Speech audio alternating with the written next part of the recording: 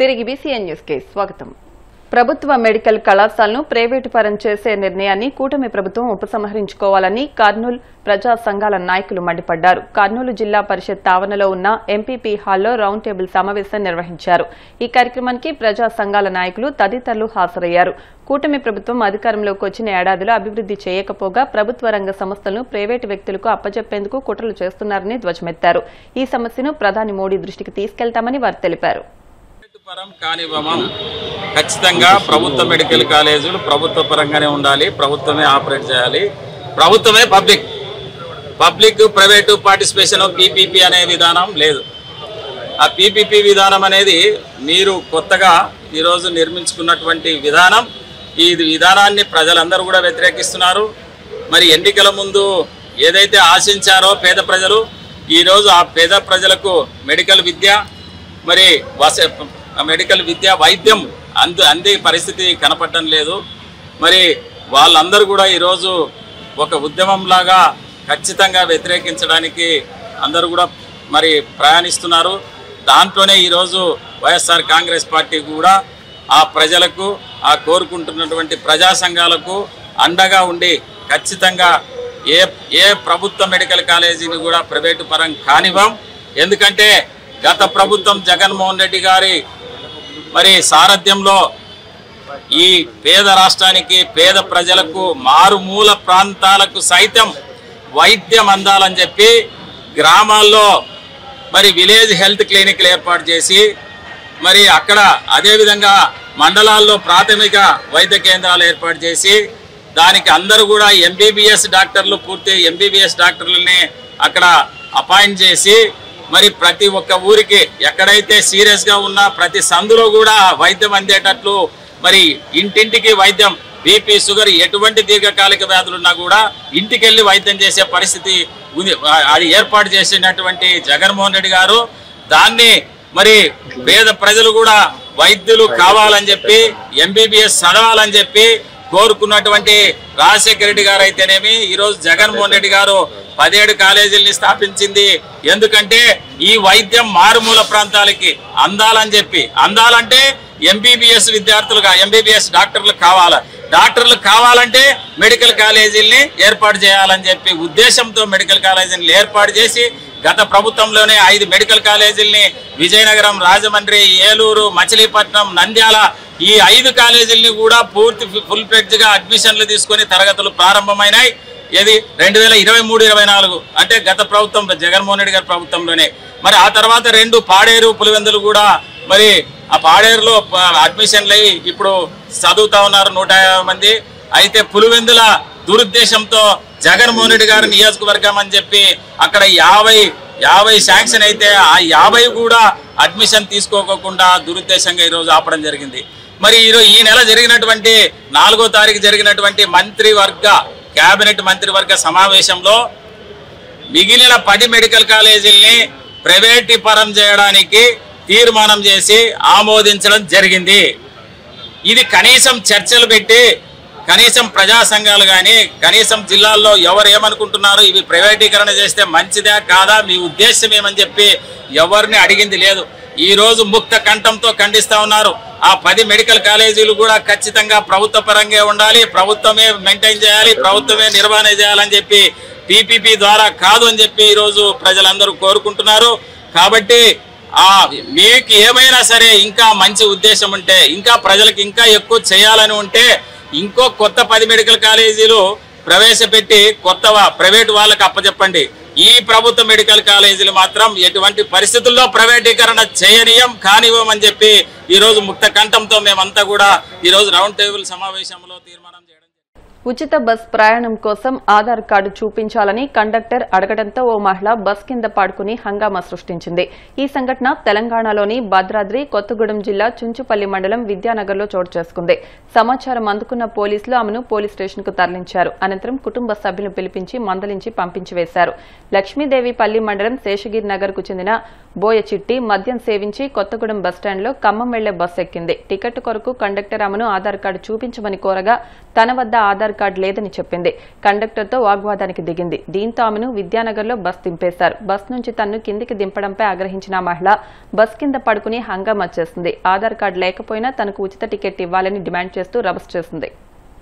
తిరుమలలో శ్రీవారి సాలకట్ల బ్రహ్మోత్సవాలు అంగరంగ వైభవంగా జరుగుతున్నాయి. బ్రహ్మోత్సవాల్లో భాగంగా స్వామివారు బద్రీ నారాయణుడి అలంకారంలో సూర్యప్రభ వాహనంపై భక్తులకు దర్శనమిచ్చారు. వాహనం ముందు భక్తజన బృందాలు చెక్క భజనలు కోలాటాలతో స్వామివారిని కీర్తిస్తుండగా మంగళ వాయిద్యాల నడుమ స్వామివారి వాహన సేవ కోలాహలంగా జరిగింది. భక్తులు అడుగడుగునా కర్పూర హారతులు సమర్పించి స్వామివారిని దర్శించుకున్నారు.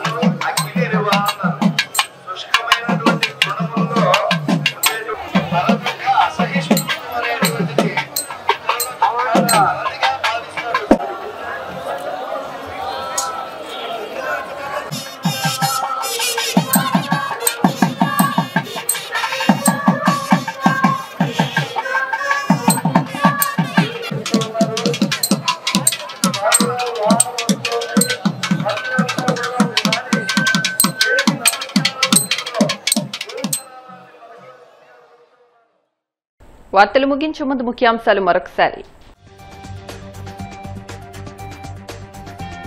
కేంద్ర ఆర్థిక మంత్రి నిర్మలా సీతారామన్తో సీఎం చంద్రబాబు భేటీ. పూర్వోదయ పథకం కింద ఏపీకి నిధులు కేటాయించాలని వినతి.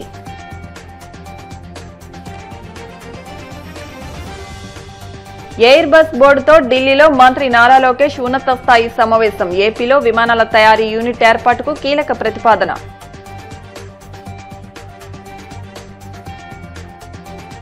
అధికార పార్టీ కోసం పనిచేసే పోలీసులు భవిష్యత్తులో తగిన మూల్యం చెల్లించుకోక తప్పదు. YCP legal cell working president Sudarshan Reddy హెచ్చరిక.